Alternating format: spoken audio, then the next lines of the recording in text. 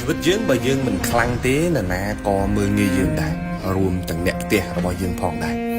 នៅក្នុងសង្គមគឺបែបនេះឯងពេលដែលយើងមិនខ្លាំងគ្មាននរណាម្នាក់កោតក្រែងយើងទេគ្មាននរណាម្នាក់ឲ្យតម្លៃយើងទេមានតែការប្រមាថមានតែការបំពានហើយកុំឆ្ងល់តែហេតុអី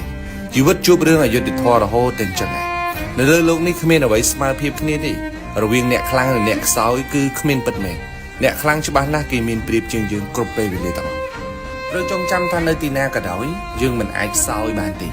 ទោះមិនខ្លាំងលើសលប់ជាងគេក៏ដោយតែកុំបណ្ដោយឲ្យខ្លួនឯងខ្សោយជាងគេជាដាច់ខាតវ័យពេញរៀនគឺត្រូវតែរៀនឲ្យមានចំណេះវ័យពេញរកលុយគឺត្រូវតែរកលុយឲ្យបានច្រើនវ័យពេញកម្លាំងត្រូវកសាងសមត្ថភាពឲ្យខ្លាំងបំផុត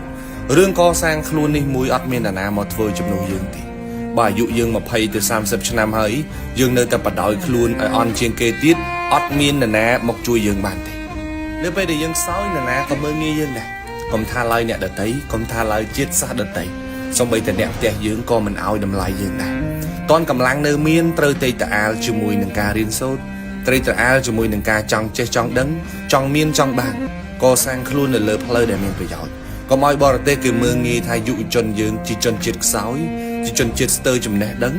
ខំប្រឹងដើម្បីជួយខ្លួនឯងដើម្បីជួយគ្រួសារដើម្បីជួយសង្គមជាតិប្រទេសជាតិរបស់យើងអនាគតជាតិយើងគឺពឹងនៅលើយើងទាំងអស់គ្នា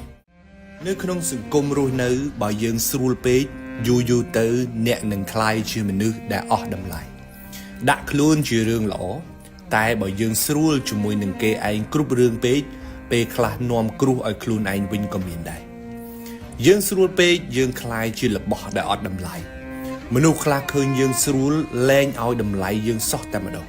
ស្រួលពឹងពាក់ស្រួលណាត់ជួបស្រួលខ្ចីលុយចង់យកពេលណាក៏បានចង់សងពេលណាក៏បានយើងចិត្តទលាយូរទៅคล้ายទៅជាទម្លាប់ឃើញយើងស្រួលពេកអ្នកខ្លះលែងស្គាល់អ្វីជាគុណអ្វីជាទោសក៏មានដែរធ្វើមនុស្សកុំស្រួលជាមួយនឹងគេឯងគ្រប់គ្នាពេកឃើញយើងស្រួលពេកអ្នកខ្លះលែងក្រែងចិត្តយើងសោះតែម្ដងយើងស្រួលជាមួយគេពេកពេលខ្លះយើងមិនទទួលបានការគោរពទេមនុស្សខ្លះស្ទើរនិស័យនៅក្នុងការគោរពគ្នាទៅវិញទៅមកនឹងមែនតើឃើញយើងស្រួលឃើញយើងដាក់ខ្លួនលះមែនតើអារឿងវាយស្មើអត់មានក្រែងចិត្តយើងទេក្រុមងុយគាត់ផ្ដាំថាធ្វើមនុស្សកុំងើយខ្ពស់ស្មើមេឃតែកុំទៀបពេកអបរិស័យមើលកលៈទេសៈផងកុំធ្វើជាមនុស្សស្រួលគ្រប់រឿងពេកអត់មានតម្លៃទេយើងស្រួលពេកពេលខ្លះคล้ายទៅជាបង្អែកនៃបន្ទុករបស់អ្នកដតីអត់ដឹងខ្លួនទេចាស់និយាយថាគោស្លូតច្រើនតែជាគោកាប់មនុស្សស្រួលពេកច្រើនតែមានបន្ទុកមកលើខ្លួនឯងដែលអត់ដឹងខ្លួនទេអ្នកខ្លះឃើញយើងស្រួលស្អីក៏មកពឹងយើងដែរយូរទៅយើងคล้ายជាអ្នករងបន្ទុកពីគេដែលអត់ដឹងខ្លួនទេ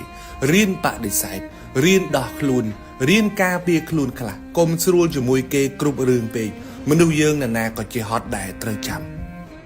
យើងស្រួលជាមួយនឹងគេពេកយើងคล้ายទៅជាឧបករណ៍របស់មនុស្សលោភលន់យើងស្រួលជាមួយមនុស្សមានចិត្តមិនអីទេប៉ុន្តែបើស្រួលជាមួយមនុស្សដែលខ្សែលើយើងនឹងคล้ายទៅជាឧបករណ៍ដែលគេកេងចំណេញប្រយោជន៍ពីយើងមិនខានអ្នកខ្លះឃើញយើងស្រួលលែងចេះក្រែងចិត្តយើងហើយមកកេងចំណេញផលប្រយោជន៍ពីយើងទៀតនៅក្នុងសង្គមរស់នៅត្រូវចេះប្រយ័ត្នកុំធ្វើជាមនុស្សស្រួលពេករហូតคล้ายជាជនរងគ្រោះដោយអត់ដឹងខ្លួននៅក្នុងជីវិតរបស់យើងមានquoteមួយឃ្លាគេនិយាយថាត្រីពុលដោយសារទឹកមនុស្សក៏អាចពុលដោយសារបរិយាកាសដែលយើងសែបគប់ដែរបើសិនជាយើងសែបគប់បរិយាកាសខុសអនាគតរបស់យើងក៏ខូចដូចគ្នា